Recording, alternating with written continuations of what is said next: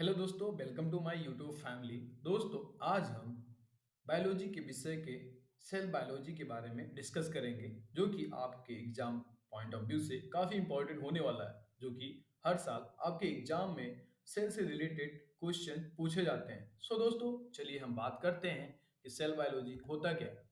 दोस्तों, हम आपको बताना चाहेंगे कि सेल बायोलॉजी जो होता है, ये ब्रांच ऑफ बायोलॉजी होता है। So we are discuss cell biology is the branch of biology that focus on the structure, functions and behavior of cell. It seeks to understand the fundamental building block of life, exploring how cell work, communicate and interact with their environment. दोस्तों, हम इतना discuss करना चाहेंगे आपसे cell biology होता क्या है। दोस्तों, बहुत आसानी है हमको समझने में। सेल बायोलॉजी जो होता है, ये ब्रांच ऑफ बायोलॉजी होता है जो टोटली फोकस किया जाता है cell structure, cell function and behaviour of cell के बारे में। दोस्तों, इसको हम ये भी बोलते हैं fundamental building block of life. Okay. And दोस्तों, हम जानना चाहेंगे कि how cell work. Okay. So I will let you know sir. मैं आपको बताना चाहूंगा दोस्तों, जो सेल होता है वो communicate and interact with their environment. And दूसरा हमारा जो है, cell biology is the crucial because cells are the smallest unit of life that can carry out of all the necessary process for survival such as the metabolism, reproduction and response to stimuli. So दोस्तों, आप इसको ध्यान से देख लीजिएगा। Cell से related question पूछे जाते हैं, आपको यहाँ से शॉर्ट नोट्स बन सकते हैं। चलिए दोस्तों, हम कंटेंट के बारे में बात करेंगे, जो कि चार तरह का है। हम चार चीज़ों के बारे में डिस्कस करेंगे। जो हमारा है वो पहला सेल स्ट्रक्चर है, दूसरा हमारा है सेल फंक्शन, तीसरा हमारा है molecular biology of the function और चौथा हमारा है cell technology and their application. दोस्तों, हम बात करेंगे सेल स्ट्रक्चर क्या होता है। तो यहाँ पे मैंने ऑलरेडी बात किया है कि यहाँ पे दो तरह का सेल स्ट्रक्चर हमने डिस्कस किया है। पहला हमारा होता है प्रोकैरियोटिक सेल्स और दूसरा हमारा होता है यूकैरियोटिक सेल्स। दोस्तों, हम बात करेंगे प्रोकैरियोटिक सेल्स क्या होती हैं। Prokaryotic cells are the simple single cells card organism without a nucleus. They include bacteria and archaea possessing basic structure like the cell membrane and ribosome। दोस्तों, हम समझना चाहेंगे आसान भाषा में, जो प्रोकैरियोटिक सेल्स होता है ये सिंपल होता है, सिंगल सेल होता है, जो कि ये विदाउट अ न्यूक्लियस से होता है और ये इंक्लूड करता है बैक्टीरिया एंड आर्चिया को, जो कि possessing basis structure like the cell membrane and ribosomes. दोस्तों, हम बात करेंगे दूसरा हमारा है वो यूकैरियोटिक सेल है। Eukaryotic cells are the most complex cells which with a defined nucleus. दोस्तों, जो यूकैरियोटिक सेल्स होता है ये बहुत मोर कॉम्प्लेक्स सेल होता है और ये जो है they are found in the plant, animal, fungi and protist containing various organelles such as supporting intricate life process. जो कि ये यूकैरियोटिक जो सेल्स होता है ये प्लांट में पाया जाता है, पौधों में पाया जाता है, जानवरों में पाया जाता है, फंगी में पाया जाता है, प्रोटिस्ट में पाया जाता है। यहाँ से भी आपके क्वेश्चन बन सकता है यूकैरियोटिक सेल्स क्या होता है, तो आपको बहुत आसानी है लिखने में। Eukaryotic cells are the most complex cells which are defined nucleus and they are also found in the plant, animal, fungi and protist। दोस्तों, हम बात करेंगे न्यूक्लियस। न्यूक्लियस होता क्या है। दोस्तों, the nucleus is the control centre of a cell. जो nucleus होता है वो कंट्रोल सेंटर सेल का कहा जाता है।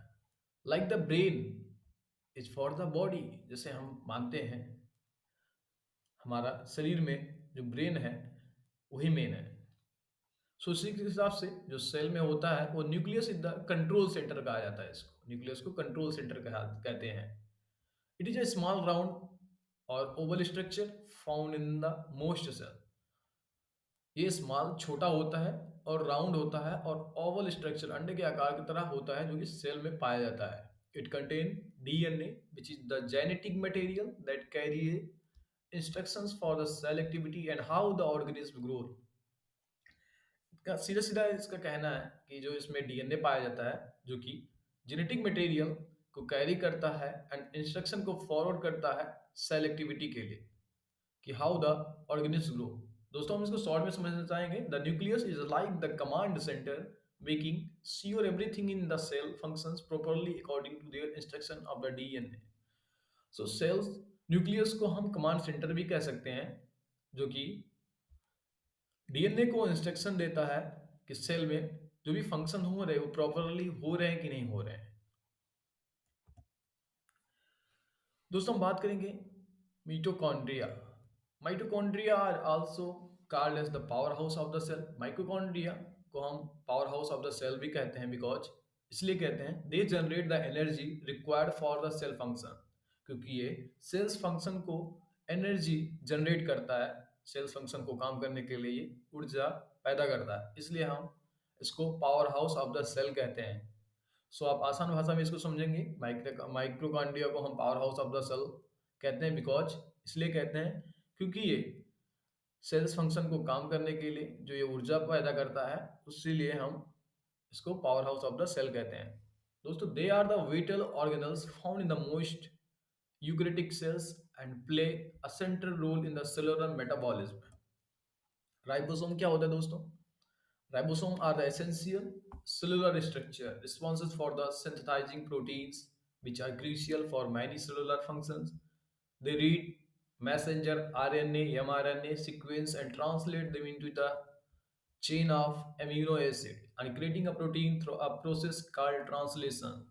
So दोस्तों जो राइबोसोम्स होता है ये बहुत स्ट्रक्चर के लिए एसेंशियल माना जाता है, जो कि सेल स्ट्रक्चर है उसके लिए बहुत एसेंशियल एंड सेलुलर माना जाता है, जो कि रिस्पॉन्सिबल होता है सिंथेसाइजिंग प्रोटीन के लिए। And which are the crucial for many cellular function. ये क्रूशियल होता है बहुत सारे सेलुलर फंक्शन को एक्टिवेट करने के लिए। एंड ये मैसेज को रीड भी करता है आरएनए एमआरएनए के थ्रू एंड ट्रांसलेट करता है एमिनो एसिड के थ्रू, जो कि प्रोटीन क्रिएट करता है। और ये जो प्रोटीन क्रिएट करता है इस प्रोसेस को हम कहते हैं ट्रांसलेशन। यहाँ से भी क्वेश्चन बन सकता है राइबोसोम्स किसे कहते हैं और मैसेज को कौन रीड करता है। तो यहाँ पे RNA read the message through sequence and translate them into a chain of amino acid. दूसरा हमारा दोस्तों वो सेल फंक्शन के बारे में है। सेल फंक्शन होता क्या है? सो सेल फंक्शन के बारे में बात करेंगे। A cell function is like a tiny factory. Cell function को हम टिनी फैक्ट्री भी कहते हैं। It has many part called organelles that work together to keep the cell alive and functioning. Cell function को हम टिनी फैक्ट्री इसलिए कहते हैं क्योंकि इसमें बहुत सारे पार्ट होते हैं जो कि ऑर्गेनल कहलाते हैं, और ये एक साथ मिलकर काम करते हैं ताकि सेल जिंदा रहे और काम करते रहे रेगुलर वे में। दोस्तों हम बात करेंगे बहुत सारे यहाँ पे ब्रेकडाउन जो दिए गए हैं वो main functions of a cell, cells के मेन फंक्शंस के बारे में डिस्कस किया गया है। मैंने इसमें पॉइंट में बताया है। पहला हमारा होता है वो एनर्जी प्रोडक्शन होता है जो कि माइटोकॉन्ड्रिया कहलाता है। दूसरा हमारा होता है प्रोटीन प्रोडक्शन जो कि राइबोसोम्स होता है। सेल मेंटेनेंस एंड ट्रांसपोर्ट का काम करता है एंडोप्लाज्मिक रेटिकुलम जिसको हम ईआर भी बोलते हैं। पैकेजिंग एंड शिपिंग का काम करता है गोल्जी अपार्टस। वेस्ट रिमूवल का काम करता है लाइजोसोम। और डीएनए स्टोरेज एंड कंट्रोल का काम करता है न्यूक्लियस। एंड प्रोटेक्शन का काम करता है cell membrane. Support and structure का काम करता है साइटोस्केलेटन। दोस्तों ये जो पॉइंट दिया गया है ये सेल फंक्शन के बारे में दिया गया है कि सेल फंक्शन को मैनेज करने के लिए किन किन लोगों की जरूरत होती है। जैसे हम एक उदाहरण ले लेते हैं, कोई मैन पावर को क्रिएट करता है तो उसके लिए कई सारे डिपार्टमेंट होते हैं अलग अलग, तभी जाके वो मैन पावर को क्रिएट कर सकता है अलग अलग डिपार्टमेंट को अलग अलग काम देकर। उसी प्रकार सेल फंक्शन जो होता है वो सेलुलर मेटाबॉलिज्म के थ्रू कैसे काम करता है, कौन कौन उसमें हेल्प करता है। तो ये जो 5-6 पॉइंट आपको मैंने बताया है दोस्तों, मैंने इसमें पॉइंट बताया है। अगली वीडियो में हम आपको इन हर एक पॉइंट के बारे में डिटेल में जाएंगे, जो कि आई होप ये आपके एग्जाम के पॉइंट ऑफ व्यू से काफ़ी अच्छा है। और हर साल इसमें से क्वेश्चंस बनते हैं, शॉर्ट में भी आपके आते हैं, लॉन्ग में भी आते हैं।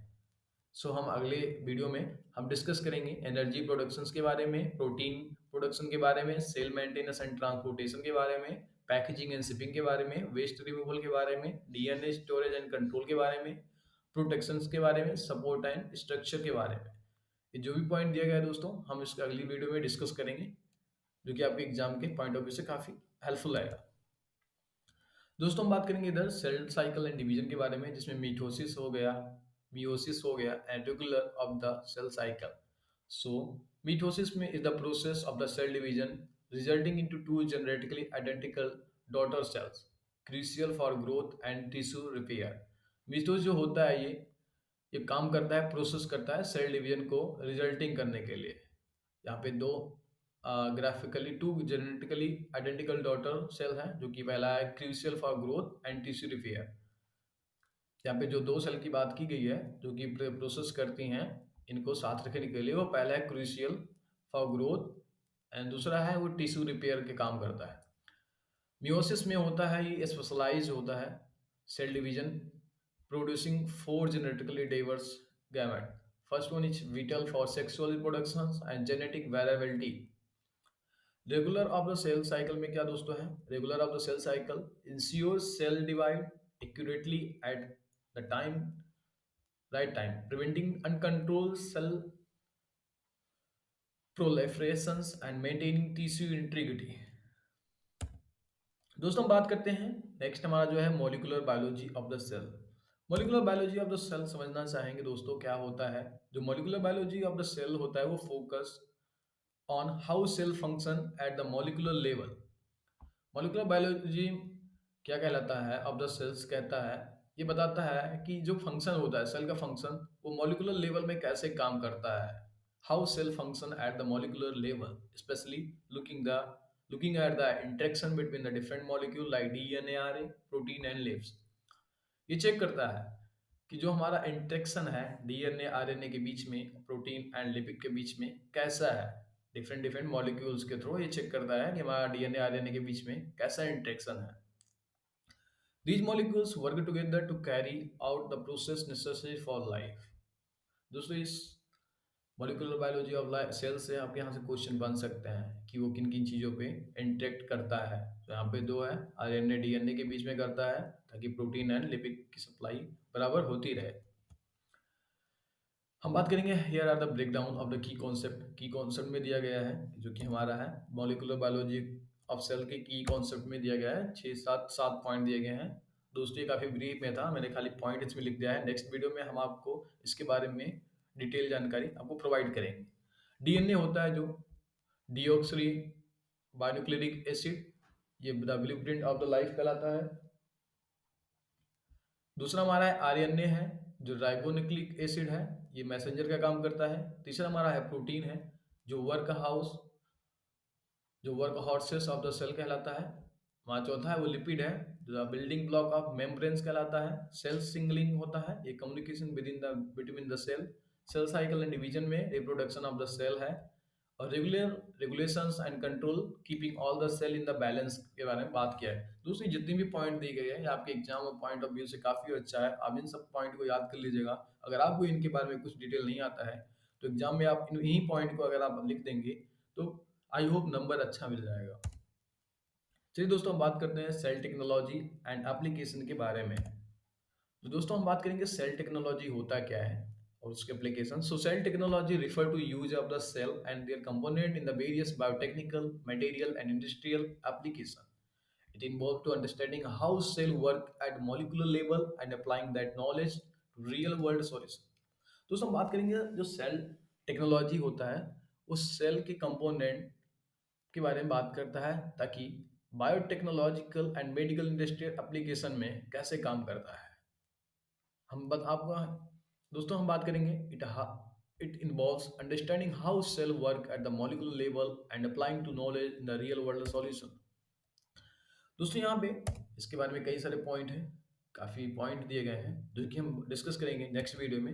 अभी हम जानना चाहेंगे कि इसमें कितने पॉइंट दिए गए हैं किन किन चीज़ों के लिए। दोस्तों हम आपको बताना चाहेंगे जो सेल टेक्नोलॉजी और जो उसका एप्लीकेशन है उसी के बारे में ये दिया गया है। पहला हमारा है वो स्टेम सेल टेक्नोलॉजी, दूसरा हमारा है जीनी एडिटिंग, तीसरा हमारा है सेल थेरेपी, चौथा हमारा है सेल कल्चर टेक्नोलॉजी, पांचवा हमारा है टिश्यू इंजीनियरिंग, छठवा हमारा है सेल बेस्ड बायोसेंसर। सातवां हमारा है सेल फ्री बायोटेक्नोलॉजी।